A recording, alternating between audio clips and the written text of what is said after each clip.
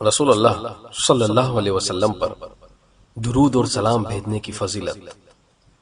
بے شک اللہ سبحانہ اور اس کے فرشتے نبی صلی اللہ علیہ وسلم پر درود بھیجتے ہیں۔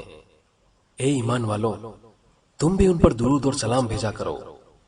القرآن سورہ الاحزاب۔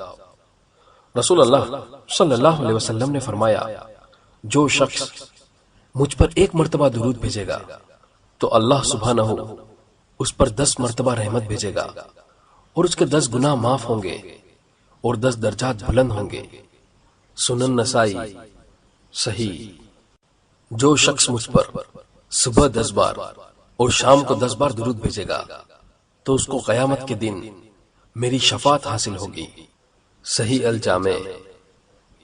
رسول اللہ صلی اللہ علیہ وسلم نے فرمایا، قیامت کے دن میرے سب سے نزدیک وہ لوگ ہوں گے جو مجھ پر زیادہ درود بھیجتے ہیں، اور وہ شخص بخیل ہے جس کے سامنے میرا ذکر ہو اور وہ مجھ پر درود نہ بھیجے۔ اللہم صلی علی محمد۔ جامع ترمذی صحیح۔ رسول اللہ صلی اللہ علیہ وسلم نے فرمایا، مجھ پر درود بھیجا کرو، کیونکہ مجھ پر درود بھیجنا تمہارے لیے پاکیزگی کا سبب ہے، اور جس شخص کے سامنے میرا ذکر کیا جائے اور وہ مجھ پر درود پڑھنا بھول جائے تو وہ جنت کا راستہ بھٹک گیا۔ السلسلۃ الصحیحہ۔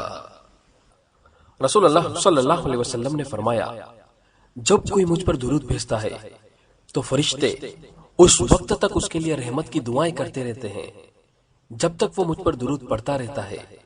اب بندے کی مرضی ہے وہ کم پڑھے یا زیادہ۔ مسند احمد صحیح۔ ایک اور حدیث کا مفہوم ہے کہ جب تک رسول اللہ صلی اللہ علیہ وسلم پر درود نہ بھیجا جائے ہر دعا روک لی جاتی ہے۔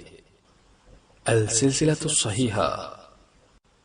ایک دن رسول اللہ صلی اللہ علیہ وسلم تشریف لائے تو آپ کے چہرے مبارک پر خوشی محسوس ہو رہی تھی، تو ہم نے آپ صلی اللہ علیہ وسلم سے پوچھا کہ آپ کے چہرے مبارک پر خوشی کی وجہ کیا ہے؟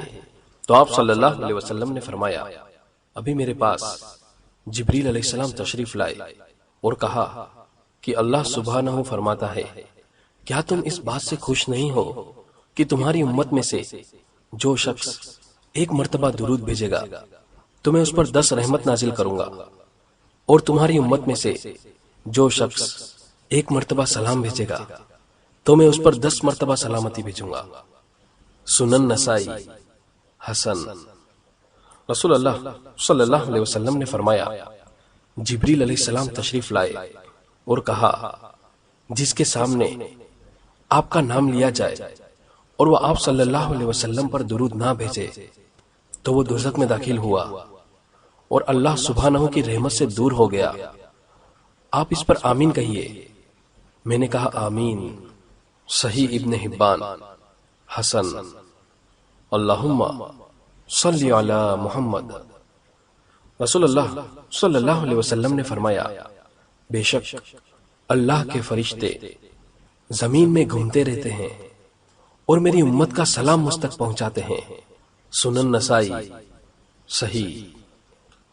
رسول اللہ صلی اللہ علیہ وسلم نے فرمایا، مجھ پر درود بھیجتے رہنا، کیونکہ تمہارا درود مجھ تک پہنچا دیا جاتا ہے چاہے تم کسی بھی جگہ ہو، اور اللہ سبحانہ نے میری قبر کے پاس ایک فرشتہ مقرر کیا ہے، جب میرا کوئی امتی مجھ پر درود بھیجتا ہے تو وہ فرشتہ مجھ سے کہتا ہے کہ اے محمد صلی اللہ علیہ وسلم، فلاں بن فلاں نے آپ پر درود بھیجا ہے۔ سنن ابو داؤد حسن۔